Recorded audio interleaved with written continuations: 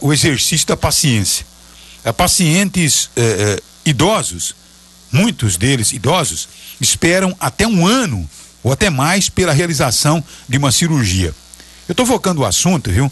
Porque cresce assustadoramente o número de pessoas que já não suportam mais esperar pela realização de cirurgias. Em alguns casos, a demora não é de meses, não, mas já suplanta meses e meses, quer dizer, chegando a anos. Por exemplo, no seu caso, Marcos, quem que está enfrentando aí o problema de uma longa espera para uma cirurgia? Bom dia, Marcos. Bom dia, Madalena. Minha sogra, Madalena. Quanto tempo que ela está numa situação como essa, hein? Bom, já está há 2 anos já aguardando por uma cirurgia no quadril. Há 2 anos? 2 anos. E onde é que a coisa emperra? Onde que você está percebendo dificuldade de uma senhora idosa já, né? Tá certo não? Que é sogra do rapaz, do Marcos, está aí há 2 anos esperando por uma cirurgia nos quadris. Agora, ô Marcos, onde que está emperrando a coisa? Onde que está a dificuldade da coisa? A dificuldade a gente está encontrando na Santa Casa, porque a papelada ela está toda lá e a gente está aguardando ser chamado para internar ela para fazer a cirurgia e nada deles chamarem. O que ocorre é que ela sofre com dores a madrugada inteira, chora e está terrível, Madalena. Agora isso não pode continuar acontecendo, né? Tá certo? Viu, Marco? Nós vamos até pegar o seu nome completo aí, o nome da sua sogra e tal, e questionar o porquê uma pessoa sofrendo as consequências que está sofrendo tem que esperar 2 anos para realizar um procedimento como esse. Então a saúde no país está realmente arrebentada. Essa que é a realidade. Estou vendo hoje aqui, por exemplo, eu até gostaria de antecipar essa matéria, que está dizendo que um grupo de pelo menos 12 governadores está declarando apoio à presidente Dilma, que cobra do Congresso novas fontes para conseguir recursos à saúde. Os governadores defendem um novo imposto ou ainda o aumento da taxação dos impostos já existentes, porque do jeito que está, realmente a saúde não pode continuar. Tá certo ou não? Existe uma sintonia, existe uma situação agressiva que nós não podemos simplesmente nos conformar com uma situação como essa, de ouvir. Se eu quiser abrir aqui o programa, eu vou ouvir relatos até piores do que esse que nós estamos ouvindo aqui através do rapaz, através do Marcos. Na semana passada, tá lembrado ou não? Uma senhora precisaria operar, aí o médico disse: olha, a senhora vai ter que ficar internada 1, 2, 3, 4 dias. Não, eu não posso. A minha cirurgia é muito simples para que eu fique 4 dias internado. Ela fez um relatório na Santa Casa dizendo: não estou aceitando porque é muito simples, eu não posso tomar o espaço por 4 dias de uma outra pessoa. Você viu o relatório, né, Luiz? Vimos o relatório, a paciente realmente teve até que assinar uma carta de, digamos, desistência daquela vaga, porque ela realmente se recusou a ficar os 4 dias no hospitais, e pelas normas do próprio hospital, que nós apuramos, não é recomendável realmente que um paciente fique tantos dias internado. Qual foi a alegação? Como é que morreu o assunto? Não morreu, né? Não, o assunto ainda não morreu, nós estamos trabalhando, mas a informação que nós já conseguimos levantar é que isso fere realmente os princípios, a norma quem é o médico? do Qual é a próprio alegação hospital. dele? O médico ainda não fez a sua alegação.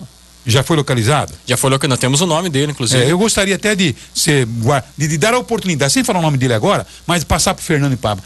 Doutor, olha, nós estamos aqui com a moça se negou a ficar 4 dias internada porque ela disse que o problema dela é muito simples. Eu gostaria que o senhor me explicasse, é simples ou não é simples?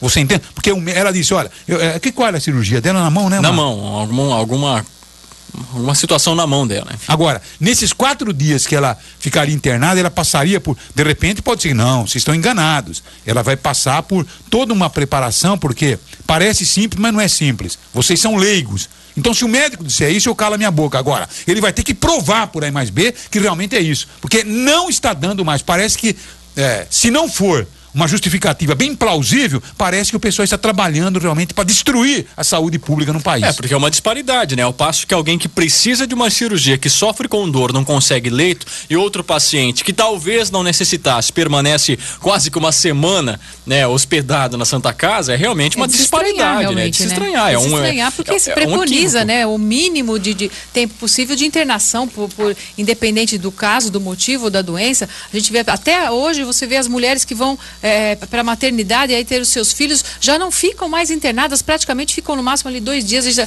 já retornam para casa. Posterior, né, a cirurgia anterior chega na hora, realmente. Na hora praticamente. Porque hoje altamente não é recomendado, né? Então que se fique internado para não haver contaminação. Na semana passada nós destacamos um fato aqui que o ministro da Saúde, ao visitar Araraquara, disse que o SUS vai desenvolver o sistema, né, do médico em casa, né? Tá certo? Médico em domicílio, porque ele diz, olha, isso vai evitar muitos internamentos. Agora, de repente, a gente encontra no meio do caminho um médico para uma cirurgia supostamente simples, como disse a paciente, ficar 4 dias internados. O hospital mesmo diz, olha, isso não é recomendável. Então eu quero conversar com o médico. Doutor, explique, elucide a nossa ignorância. Ela ia passar por um tratamento ou de repente isso tudo faz parte de um esquema para destruir tudo mesmo? Você percebe? Porque isso não pode ser normal. Isso não pode ser normal.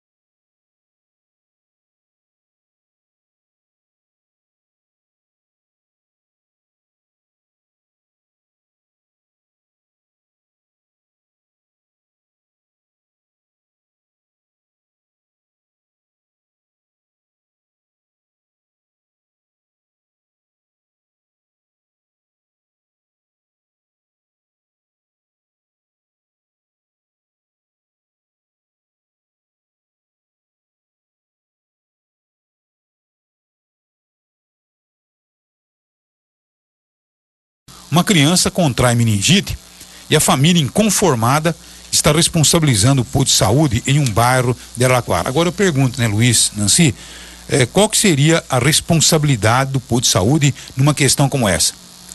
Porque será que a criança foi para ter aquelas vacinas, né, que são as vacinas normais, e a meningite estaria incluída nessa seleção de vacinas e a criança, em função talvez da greve, não tivesse recebido a vacina na época certa? Enfim, eu quero saber qual que é a responsabilidade do posto de saúde. E nós temos que, logicamente, colocar os pingos nos is, porque às vezes a responsabilidade está sendo atribuída de uma forma equivocada. Ou não, se não estiver equivocada, porque aconteceu, para nunca mais acontecer, né? Isso é um absurdo, né?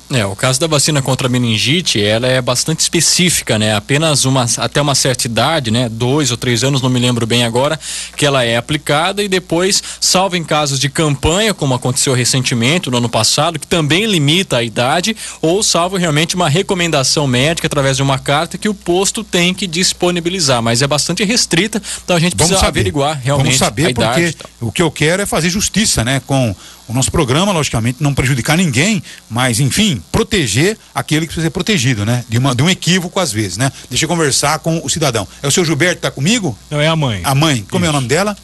Adriana. Dona Adriana, me conta uma história. A criança contraiu meningite, qual que é o estado dela e qual que seria a responsabilidade do posto de saúde aí do São Midei? Bom dia, dona Adriana. Bom dia, Madalena, foi o seguinte, desde o dia 16, agora passado, de agosto, o meu filho levantou com uma febre muito alta, né? Corri com ele no médico todo, descobriu fazendo uma punção, um exame, que ele estava com meningite, a meningocócica. Até então os médicos me perguntaram para mim se ele tinha tomado a vacina de meningite. E eu falando que sim, que ele tinha tomado a vacina. Ele até acharam estranho, porque o meu filho não vai em creche, ele não vai em escola, nada, por ele ter 1 ano e 5 meses, ele não vai ainda, então ficou aquele ponto de interrogação da onde ele poderia ter pego essa meningite. Até que um dia o médico pediu para mim levar o cartão de vacina. E ele viu no cartão que o meu filho não tinha tomado as vacinas de meningite. Por coincidência, no mesmo dia uma moça do posto me ligou, falando que era para mim levar meu filho tomar essa vacina da meningite. Aí eu questionei, falei assim, mas desculpa, ele já não tomou essa vacina? Ela falou que não, que essa vacina não estava tendo na rede SUS. No dia seguinte, meu marido pegou, foi até o posto, perguntou para eles, Eles falaram que não tinha, essa vacina deveria estar perdida no meio das outras, no cartão de vacinação dele. Ainda meu marido falou, então, bem, o médico deve estar errado, porque ele olhou, as enfermeiras do hospital olharam e viram que não tem vacina alguma da meningite. Aí eles tentaram engambelar, falaram que deveria estar perdida, que era para voltar mais tarde para falar com a enfermeira-chefe. Eu liguei no posto da Rua 7, perguntei se realmente não tinha essa vacina, como eles falaram para o meu marido e para mim por telefone também. Ela falou que não, que essa vacina está liberada sim, que pode ter acontecido um esquecimento. Meu Deus, não, agora, Adriana, isso tem que ser apurado, isso tem que ser feita uma comissão para apurar quem foi, porque, quer dizer, como é que tá a criança, hein? Hoje, recuperada? Madalena, ele está se recuperando aos poucos. Ele está tomando ainda, fazendo o tratamento de antibióticos. Ele ficou 12 dias internado. 12 dias internado? 12 dias internado. Ele perdeu o equilíbrio do corpo, está fazendo tratamento com fisioterapeuta, né? Para voltar, porque ele era uma criança que andava, pedinhava, elétrica, né? Com 1 ano e 5 meses, está descobrindo tudo, então ele perdeu. Quer dizer, então, que a meningite levou a sequelas. Sim, isso tem que ser. Falou no hospital para mim, mãe, a senhora vai me perguntar, se ele tivesse tomado a vacina, ele estaria aqui hoje? O médico falou que não existe de tomar vacina e pegar uma meningite leve, não existe. Então, e para o senhor ver, quando foi em maio, eu precisei de uma carta das vacinas, que as vacinas estavam ok, para levar no meu novo trabalho. Eles me deram essa carta, estava ok. Quando foi 18/6 agora, ele foi tomar vacina. Não falaram nada pra gente. Meu marido foi um dia no posto para ver se as vacinas estavam ok, porque ele escutando no rádio que estava dando uma vacina em crianças, mas era só em meninas. 2 moças olharam um cartão dele e falou que o cartão deles vacina estava ok também. Então, a nossa indignação é, tantas pessoas preparadas para isso não viram o que aconteceu. Não, você tem toda a razão. Agora, isso tem que ser apurado, tá certo? Com o máximo rigor, se existia a recomendação da vacinação contra a meningite, tá certo? Na idade adequada. E a vacina não foi dada, isso tem que ser apurado, isso tem que ser apurado a responsabilidade para nunca mais acontecer uma coisa como essa. Agora a gente pergunta, se aconteceu com essa criança, será que não aconteceu com outras? Exatamente. Por isso que a gente levanta a questão aqui, dizendo, olha, papai e mamãe que levaram seus filhos para ser vacinado, será que a vacina contra a meningite foi dada na época dela? Agora, qual foi a época da idade dele, hein, que era para vacina, hein? Olha, Madalena, assim que passaram pra gente, que essa vacina ela toma com 3 meses, depois, se eu não me engano, com 1 ano, ou 1 ano e 3 meses. Com 1 ano e 3 meses, meu filho foi por 3 vezes no posto de saúde. E durante essas 3 vezes que foram, nós levamos a carteirinha. Agora, Adriana, me diga uma coisa. Vocês levaram essa reclamação à Secretaria da Saúde ou não? Não, Madalena, para ser sincero, nós não tivemos nem tempo ainda, porque meu filho saiu do hospital na sexta-feira e durante 3 vezes ao dia nós temos que correr com ele. Vamos fazer o seguinte. Então foi no posto de saúde do Selmidei que ele deveria receber a vacina e não recebeu. Isso, do setor 1. Setor 1, né? Por favor, Ana. E o que mais mata nós, Madalena, que o meu marido foi lá, foi o pouco caso que eles fizeram, porque o meu filho correu um risco de vida por uma irresponsabilidade, para ser sincero, porque qualquer pessoa que trabalha em qualquer função tem que ter responsabilidade pelo que faz. Você tem toda a razão, principalmente claro. Se está lidando com vidas. Então eu tenho certeza que foi descaso, porque o meu marido foi lá para conversar, elas fizeram o maior pouco caso. Quando meu filho correu um risco, meu filho foi para UTI. Agora, entendeu? Então vamos fazer o seguinte, eu quero quero ver se vai ser possível, né, a gente conversar com a doutora Regina Barbieri, que vai nos esclarecer se a dona Adriana está equivocada ou se realmente houve uma falha. Se houve uma falha e ela está dizendo que ainda foi tratada de uma forma, sabe, isso tudo tem que ser apurado, as pessoas têm que ser, eu sou responsabilizado porque eu falo, tá certo? Outro dia nós erramos, tá certo ou não? Nós fizemos um comentário equivocado, que um procurador da República, um procurador, sei lá o que tem aí, juiz, não sei o que tem, é que ele havia recebido dinheiro de uma indenização por ter ser beneficiado aí porque foi perseguido pela ditadura militar. E não era isso, foi uma punição em função, na verdade ele recebeu uma indenização em função de um processo trabalhista, né? Contra o BNDES. Nós tivemos que pagar 50 mil reais de multa por um errinho que a gente podia pedir desculpa aqui, mas não teve choque não. Meteram brasa na gente. Você percebe? Madalena. Eu vejo às vezes aí a TV Globo sendo punida por 5 mil reais. Para nós eles deram lá em cima, 50 mil reais. Pagamos. Agora, como é que pode? As pessoas erram, levam, repitem, se erraram. Você não sei, é por isso que eu quero ouvir. Agora, de repente trata ainda com descaso, isso tudo tem que ser apurado. E todos aqueles que estiverem lá, na época, tem que ser responsabilizado por isso, tem que responder por isso. Você vai ver só como as coisas começam a mudar. Madalena, nós mesmo sendo leigos, nós pegamos o cartão do meu sobrinho que tem 2 anos e 5 meses e da filha da minha vizinha, que tem quase a mesma idade. Comparamos mais ou menos as datas, realmente eles tomaram essa vacina.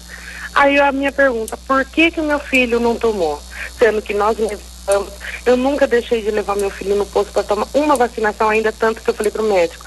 A única vacina que meu filho não tomou foi da polio, a última que teve, porque ele já estava doente. Elas mesmas recomendaram que não poderia tomar por enquanto, que quando foi dado aqui na escola próxima da minha casa. O porquê que meu filho não tomou essa vacina, sendo que era para ele ter tomado 3 doses, no mínimo, pela idade dele. Quem falou isso não sou eu, Madalena. Foi o médico que cuidou dele, tanto o médico pediatra quanto uma neurologista. Tá certo. Por que meu filho não tomou nenhuma dessas doses? Boa pergunta. É o que nós vamos perguntar para a doutora Regina Barbieri, que é a secretária, que vai ter que montar uma comissão para chegar lá no posto de saúde do CELMIDEI, do CELMIDEI 1, e logicamente apurar o que houve, tá certo? Pegar essa carteirinha, levar e dizer o seguinte, olha, quem que faz a vistoria da carteirinha quando ela vai para tomar? Quer dizer, você percebeu que não deu a vacina? Olha, essa criança não foi vacinada. O mais estranho é porque na realidade são 3 doses e e ninguém atentou para isso nas 3 oportunidades então em que essas vacinas teriam que ser ministradas. Eu acho um pouco estranho, porque eu não sei como hoje é feito esse controle, né? As minhas filhas já são adultas, então enfim, o procedimento talvez fosse diferente na minha época, né? Mas sempre que você tem ali uma vacinação a ser feita, né, dentro do calendário, essa vacinação que é dada pelo Estado, você tem um pré-agendamento, assim, um lembrete nessa carteirinha, não só para que você, não só para o posto saber que a sua criança tem que tomar aquela vacina naquela data, mãe, né? Mas para a própria mãe estar atenta quando estiver chegando aquele período, para você também se manifestar, né? Então, é uma questão preocupante, porque no caso foram 3 doses que escaparam aí do controle de todo mundo, né? Por favor, Aninha, vamos tentar um contato, viu, depois do intervalo comercial com a doutora Regina Barbieri, porque alguém tem que explicar o que realmente aconteceu. Eu passo por isso ainda, né? Minha filha está na idade da caderneta e o procedimento é isso, você constata que está na época de uma vacina assinalada e leva ao posto. Às vezes acontece de não ter a vacina disponível, mas aí cabe a informação da pessoa do posto, falar, olha, não tem a vacina hoje, vai chegar na segunda-feira, o senhor pode trazer aqui seu filho, sua filha, na próxima semana. Mas você é obrigado a levar a carteirinha quando você vai vacinar, fazer uma vacina. Outra vacinação. Exatamente. Da polio. Exato, como foi agora em agosto. Olha e confere, está faltando tal vacina. Alguém prevaricou, pelo que eu estou vendo aqui, isso. Alguém prevaricou que tem que ser punido. Alguém tem que punir o posto inteirinho se houve realmente uma falha. Tá certo ou não? Se houve falha realmente. Porque, a criança está com sequelas, pelo que a mãe está dizendo aí. E a meningite é muito séria, não é uma gripinha, né?